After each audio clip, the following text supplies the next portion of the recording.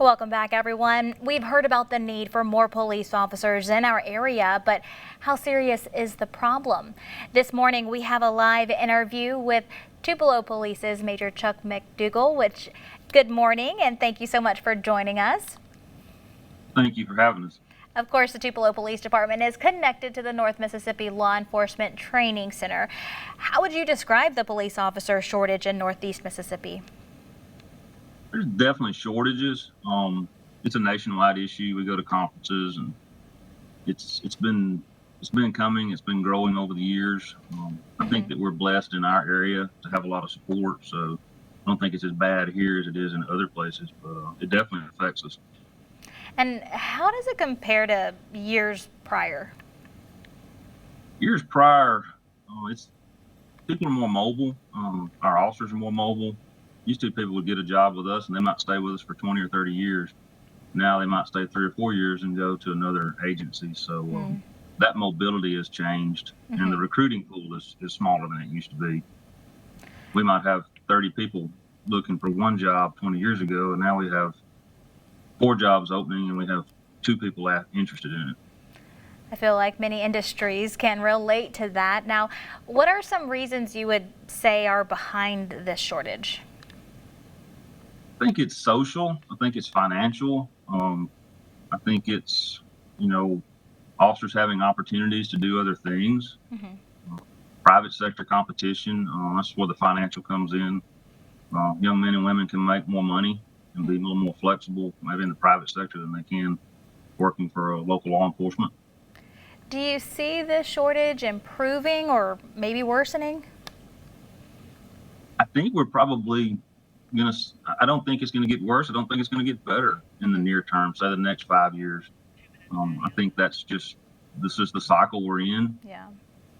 It really comes back from my desk when I'm trying to recruit new officers. There's 2 things we look at. We want to retain the great officers we have, which is always a challenge because they could have opportunities somewhere else, and we want to recruit new ones. I really don't see that being a big difference over the next 5 years. I think we're in a cycle, but I think it's a long cycle. Well, speaking of recruiting, what can be done to address the problem? It really goes back to competitive pay. We have to look at what other agencies are being paid around not only the state, but the nation when it comes to support. I mentioned earlier, Tupelo's blessed. We have great support from our citizens. There's constantly people dropping by with notes of encouragement. They send us messages saying they're praying for our officers. We try to let our officers know that's happening because it's not all about money. A lot of it's got to do with just how they feel they're part of a team, and not only team here in Tupelo, but the city as a whole. When Chief Walker come in, we started talking about one team, one fight, and that's what we try to push out to our officers. It's not just the officers, it's not just the deputies, it's not just MHP. It's all those guys plus the citizens. One team, one fight. I like that. Well, going back to the citizens, is there a reason, is there a reason that the public should be concerned about this shortage of police officers? I can only speak for Tupelo.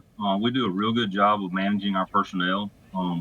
Tupelo's blessed to have a lot of extra units. We've got a bomb squad. We've got traffic units. We've got our special operations group. We've got our SROs. We have officers in a lot of different areas. Plus, we have the backbone of the police department, which is our patrol division. So we've got enough personnel that if we're short in one area, we can move the men and women around to make sure that things are covered.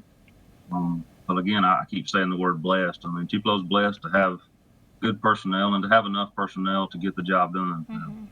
There's always times where we're a little tight sometimes, but we manage to get it done and make sure that people know that they're safe in their homes. We certainly are blessed, but Major McDougall, that's about all the time we have this morning. Thank you so much for joining us again.